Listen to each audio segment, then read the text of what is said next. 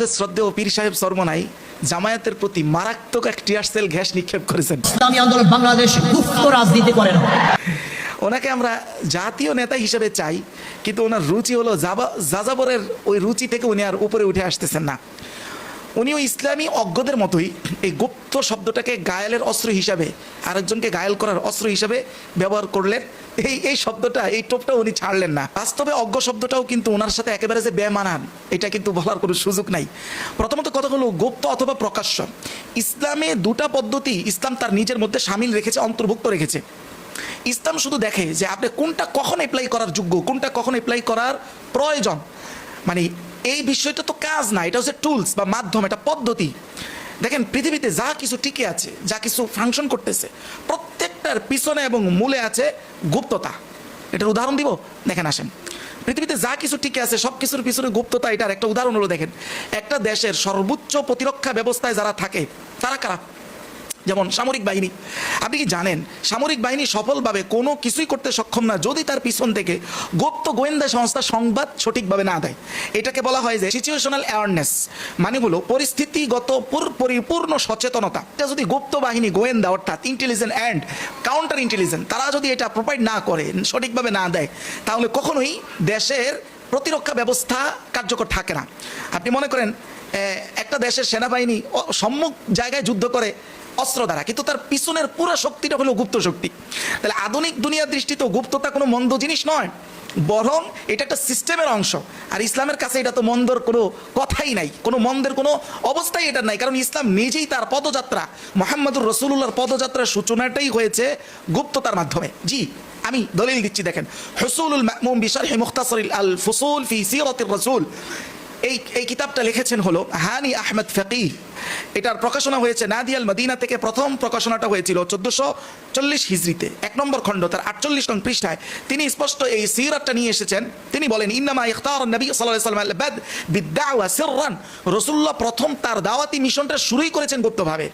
লাম্মা কানা ইয়ালামুহু মিন তাআন্নুতি কুরাইশ, যখন তিনি বুঝতে পেরেছেন যে কুরাইশদের তাদের যে ধর্ম, তাদের যে চিন্তার উপরে তারা খুবই অনরম কট্টর, ঠিক যেভাবে আজকের বামপন্থা সারা বাংলাদেশের রাষ্ট্রীয় কাঠামোতে কট্টর এবং শক্তিশালী। শুধু তাই না, শ্রেষ্ঠতম সাহাবীদের অনেকেই ইসলামের গুপ্ত মিশনেরই ফলাফল। যেমন স্বয়ং ওসমান বিন আফফান গুপ্ত দাওয়াতের ফল, স্বয়ং তলহা, সাদ বিন আবি ওয়াক্কাস, স্বয়ং আলী রাদিয়াল্লাহু তাআলা আনহু, খাদিজা রাদিয়াল্লাহু তাআলা আনহা, যায়েদ বিন হারেসা, প্রত্যেকেই গুপ্ত দাওয়াতের ফলাফল। শুধু তাই নয়, গুপ্ততা তো হলো রাসূলুল্লাহর রাজনৈতিক প্রজ্ঞার একটা বিশেষ অংশ। স্পষ্ট বলা হচ্ছে আল জামিউস সহিহ লিসিরাতিন নাবাউই, এই কিতাবটা লিখেছেন মিশরের একজন বিখ্যাত হাদিস এবং সিরাত শাস্ত্রের পণ্ডিত মানুষ, তোনার নাম হলো সাদ মোহাম্মদ শেখ আল মারসাফি রাহিমাহুল্লাহ। এই কিতাবের 4 নম্বর খণ্ড 1266 নং পৃষ্ঠায় তিনি বলেন ওয়াহাজা কুল্লুহু, এই সকল আলোচনা এটাই প্রমাণ করে যে সবগুলোই ইউআইয়িদু আন্না, এই কথাকেই শক্তিশালী করে যে আন্না সিয়াসাতাল হিকমাতিল্লাতি সালাকাহা রাসূলুল্লাহ সাল্লাল্লাহু আলাইহি সাল্লাম বিতাওফিকিল্লাহি ফি ইসতিসরারিহি, এই যে রাসূল গুপ্ত মিশনের মাধ্যমে যে দাওয়াতের কাজ দ্বারা শুরু করেছিলেন, এইটা দ্বারা এটাই প্রমাণ করে, এটাই শক্তিশালী করে যে পুরা জিনিসটাই হচ্ছে রাসূলুল্লাহ সাল্লাল্লাহু আলাইহি সাল্লামের প্রজ্ঞাপূর্ণ নীতি অবলম্বনের অংশ। এটা রাসূলুল্লাহ একটা প্রজ্ঞাপূর্ণ নীতিকে অবলম্বন করেছিলেন, এটাই প্রমাণ করতেছে, এটাই শক্তিশালী হিসেবে আমাদের সামনে উপস্থাপিত হচ্ছে। এক পর্যায়ে কথা পর্যন্ত বলেন যে ওয়াহিয়া মুশরিকাতুন ফি উফুকিল হায়াত, এই যে গুপ্ত মিশনে রাসূলের যে কাজ, এইটা বরং রাসূলের জীবনের এক উজ্জ্বল দৃষ্টান্তর অংশ। শুধু তাই না, তিনি এও বলেন যে এইটা ছিল কানাত সিয়াসাতান হাকিমাতান মুহকামা, এইটা ছিল অত্যন্ত জ্ঞানগর্ভ ও রাসূলের ধীর কৌশলের অংশ। আর সেই জিনিসটা দিয়ে আজকে একজন রাসূলের খেলাফা কায়েম করার দাবিদার একজন মানুষ, তিনি ওই জিনিসটাকে আরেকজনকে গায়েল করার জন্য ব্যবহার করতেছেন। ইসলামী আন্দোলন বাংলাদেশ গুপ্ত রাজনীতি করে না। চিন্তা করা যায় যে আমাদের শিক্ষার দেউলিয়াত্ব, মূর্খতা কি পরিমাণ হইতে পারে। শুধু আর মুরিদদের মাধ্যমে আমার অবস্থানটা তৈরি হয়ে গেছে, যার পিছনে পড়াশোনার মাত্রা একেবারেই জিরো। আমি এই জন্যই বলি আমার প্রিয় পীরের রাজনীতি হলো সবচেয়ে ফাও খাওয়া একটা রাজনীতি। কারণ হচ্ছে ওনার মধ্যে ধর্মীয় জ্ঞানের যে কি পরিমাণ দেউলিয়াত্ব আছে, এটা তো ভাষায় প্রকাশ করার মতো না। শুধু তাই না, ওনার বাস্তবমুখী কোনো রাজনীতিই নাই। তিনি অপেক্ষায় থাকেন কিভাবে অন্য আরেকটা ইসলামিক দলকে ঘায়েল করা এবং অবাঞ্ছিত প্রমাণ করে তিনি তিনাকে হাইলাইট করবেন, এই টোপের অপেক্ষায় থাকেন।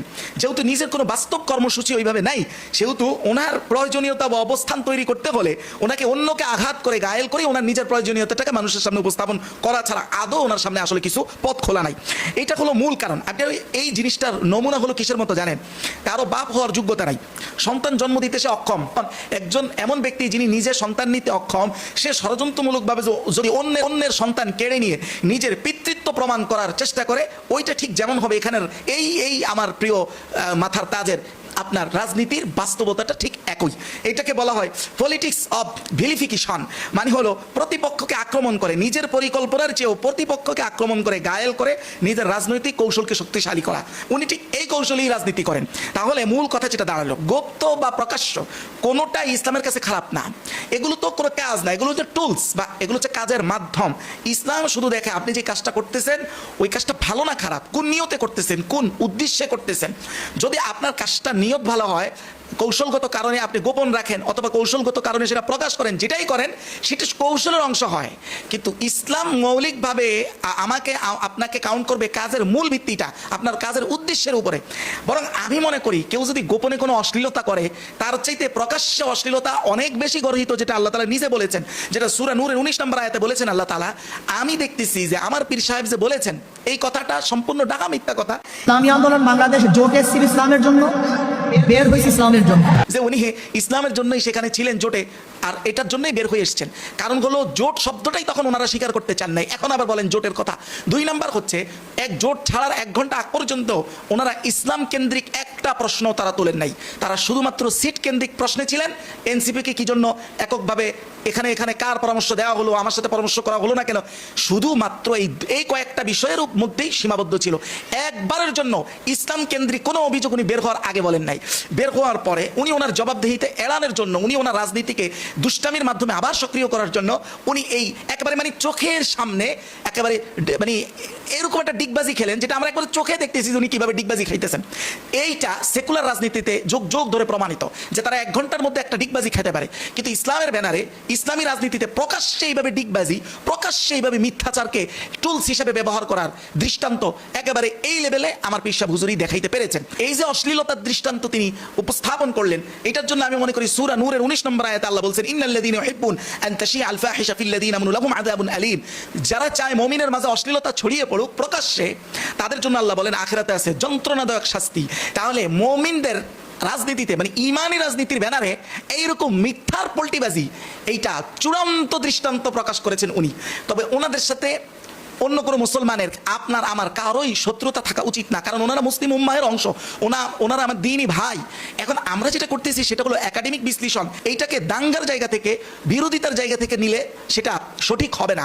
কারণ হচ্ছে আমি যে কথাগুলো বিশ্লেষণ করেছি আমারও ভুল হতে পারে, আপনি আপনার জায়গা থেকে সুন্দর ভাষায় সেই ভুলটা আপনি বলতে পারেন, খণ্ডন করতে পারেন। সেটার যদি আমি প্রতি উত্তর রিখণ্ডন না করতে পারি, তাহলে নিশ্চয়ই উচিত হলো আপনার ভুল ধরিয়ে দেওয়া, ওই ভুলটা আমাকে স্বীকার করে নেওয়া। আসলে এটা আমার জন্য উচিত, আপনার জন্য উচিত, আমার পীর সাহেবের জন্য উচিত। আল্লাহ এই গোরামি থেকে আমাদেরকে বের হয়ে আসা তৌফিক দান করুন।